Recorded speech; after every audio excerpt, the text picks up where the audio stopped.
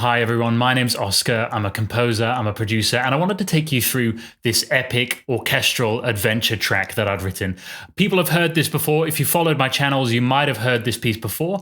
And some people have been asking me to give a breakdown of it, to show how it was written, how I mixed it, how I made it sound. So first I'm going to play the piece. It's only a minute long. It's called Time Machine, and it accompanied a cute sort of short introduction to a film where this guy discovers a time machine and then he's whirling through space and time, seeing mountains and oceans and things. So I'll show you the piece. It's about a minute long, and then I'll show you some of the key moments, how I built those textures up, how I wrote the thing. So here's the piece.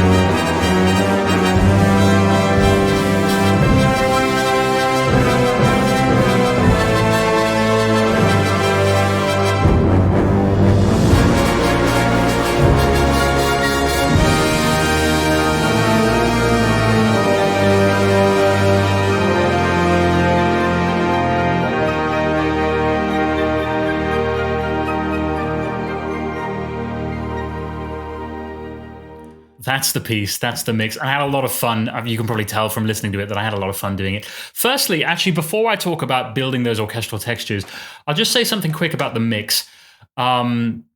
This was something I was working on. I actually wrote over a year ago, probably longer than that.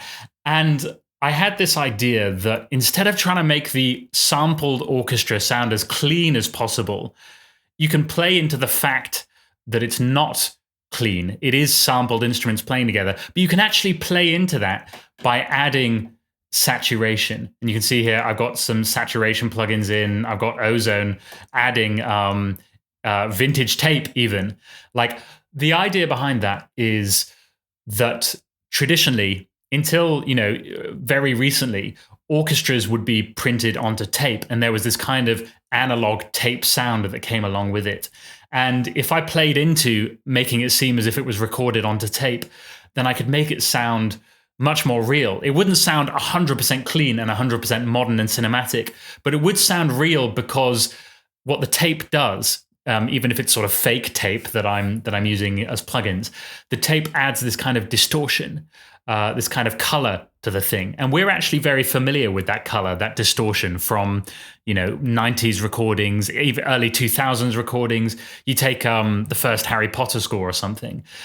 So that's just a little word about how it was mixed. I decided, rather than making it sound 100% as if you were in the room with a real orchestra, which would basically be impossible, I instead thought, what if I used tape and like vintage analog colors to make it sound as if it was older? And in that way, make it sound as if it was actually a recording rather than a real performance. Because everyone, if you try and make it sound real, everyone can hear that it's samples. But if you put it on tape, you can almost kind of trick yourself into thinking that sounds really real. So that's just a word on the mix. Now, I'll just start at the beginning, even though my favorite bit is the brassy bit towards, the last half of it. So we'll start with the strings. I've got this mix. This is the full mix. But if we just listen to that.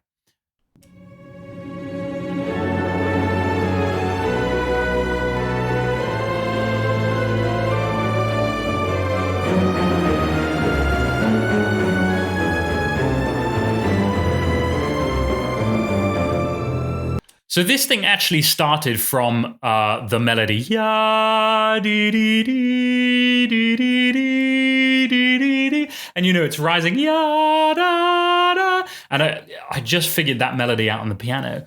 But then the question is how to create harmony around that, and I really believe in the power of a sort of walking bass line. If you listen, not just a walking bass line, but a really interesting bass line.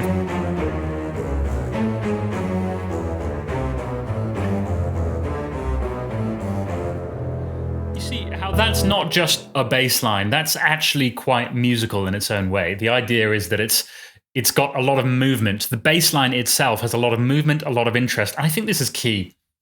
Brahms himself, really believed in writing the bass line first. It was sort of melody and bass line with then figures over the bass line to indicate the harmony.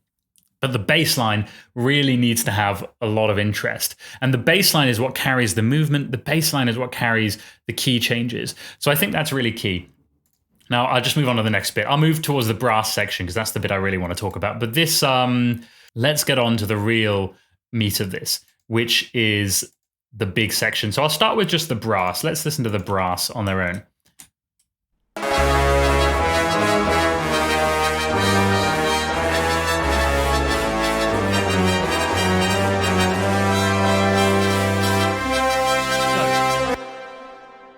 In the final mix, I've, of course, added a bit more compression, a bit more color to make it sound deeper. This is very bright and very sharp. But I just wanted to break this down so you can actually see the individual lines. So what's carrying the melody there? The melody is being carried by trombones. We'll hear them on their own. Just... tuba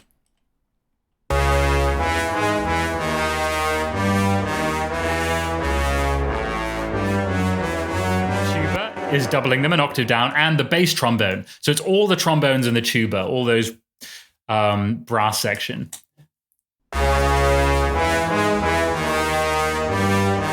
On its own, it's not an ugly, it's not a pretty sound. But then when you're sort of feeding it together in the full mix, you can get rid of that harshness and make it sound more beautiful. But I just want to focus on the music, so we can let go of the nasty brass sounds and just focus on how I've orchestrated it. And then how I added excitement and interest to that is with a trumpet. If I just play the trumpet on its own, the trumpet part, it's going.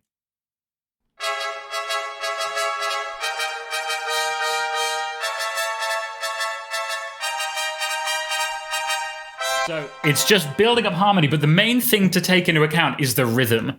And, I didn't invent this trick. This is something that John Adams does, something that Don Davis does in his Matrix scores. And it's just this rhythm of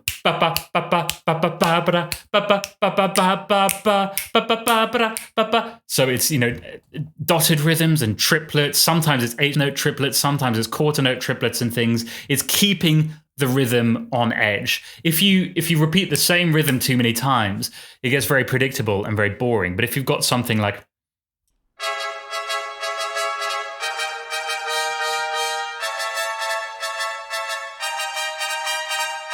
so every bar, it's the same sort of thing, but every bar is a little bit different, and that's keeping us on edge. Even if you don't quite realize it at the time, that's keeping that excitement there.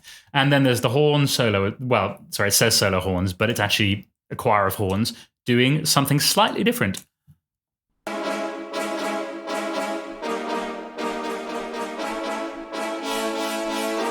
So whereas the trumpets were doing triplet rhythms, the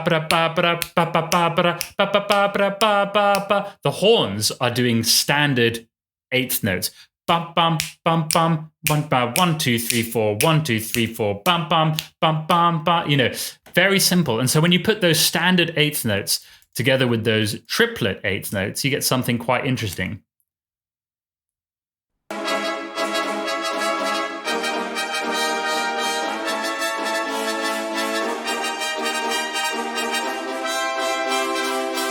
And what's quite nice about that orally as well is that the trumpets are on the right side and the horns, of course, are on the left side. And so you get these two slightly different rhythms happening at the same time. They might sound weird on their own, but then when you put the whole thing together, it really does work, I think.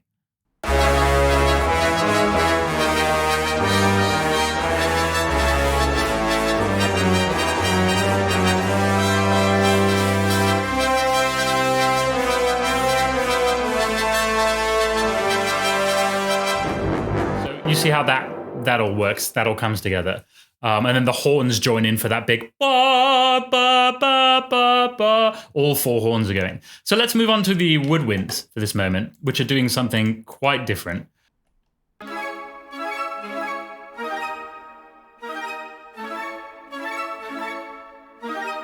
So if you count that, I'm hoping my microphone will time with Cubase properly so that I can count this. But it's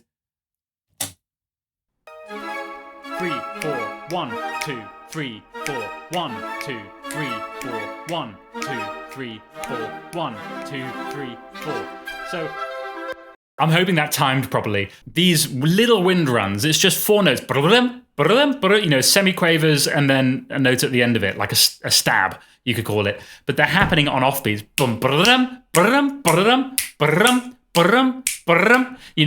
It's, again, like keeping it rhythmically exciting by not just doing the same thing every bar. And it's adding that texture, that excitement at the top end of the spectrum in the woodwinds. And then the bassoons are doing their own little thing. They're actually doing something similar to what the strings are doing. But they're just doing quick semiquavers. Not a fun part for a bassoon player, I must say.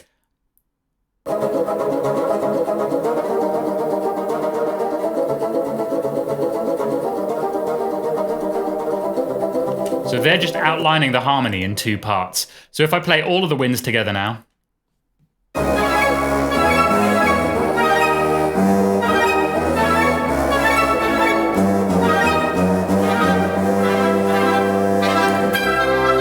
Okay, and then we get to this ba ba ba ba ba ba, and all the winds are going to do now is downward arpeggios. If you listen to this.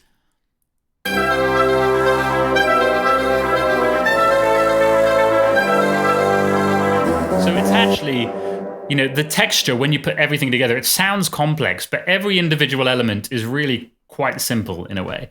And now I'm finally going to show you what the strings are doing. The strings, I sort of took this from Don Davis from his Matrix scores. They're doing something which is just adding to this intense texture without creating any sort of significant melodic or contrapuntal material of their own. So if you listen to this.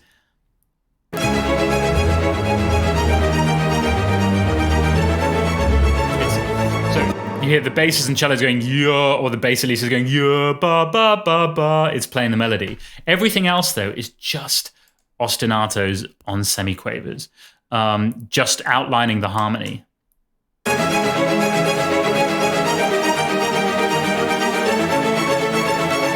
nothing that special. But then when we get to the bum bum bum bum bum, here's where the strings really take over.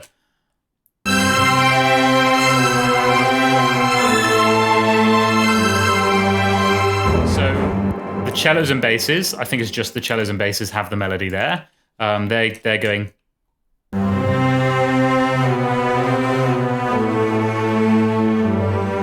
So to sum up, everyone who has that melody is cellos and basses have that melody. The trombones, bass trombone, and tuba have that melody. All 4 horns have that melody, and the bassoons have that melody. So altogether, it really is a powerful low melody because basically every low instrument in the orchestra is taking charge of that. And I haven't even talked about percussion yet, but on top of that, the timpani. So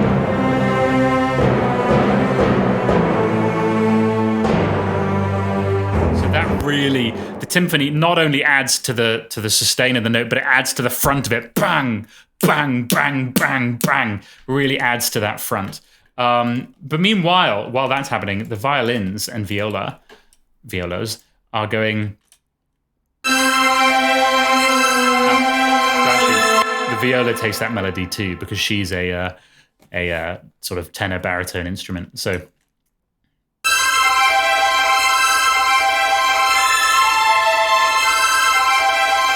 So one of the ways that I've tried to create interest is these differing rhythms across the piece.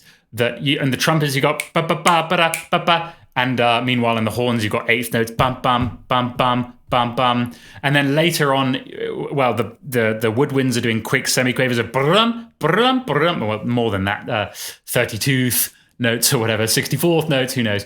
And the violin's going ya da da da dee dee, 1 2 3 4 5 6 ya dee dee dee dee. And we change time signature in 3 there. So but all these different rhythmic elements in such a short space of time really create this kind of whirlwind effect, I think. So that is the bulk of it. I hope you enjoyed that. The first sort of track breakdown on this channel. Of course, there's more. I've got a composing course which takes you through the process that I've used. I know many, many working composers and many composers through history used to sort of come up with creative ideas, turn those ideas into music step by step, turning those creative ideas into a plan and then turning that plan into music and then editing your music and mixing your music and everything. I put it all in a course because I know a lot of people wanted that information. You can find information down below. But I hope you enjoyed this breakdown. There will definitely be more to come. So subscribe to this channel, like this video, leave a comment, let me know how you found it, or let me know what you'd like to see next. And thank you for watching.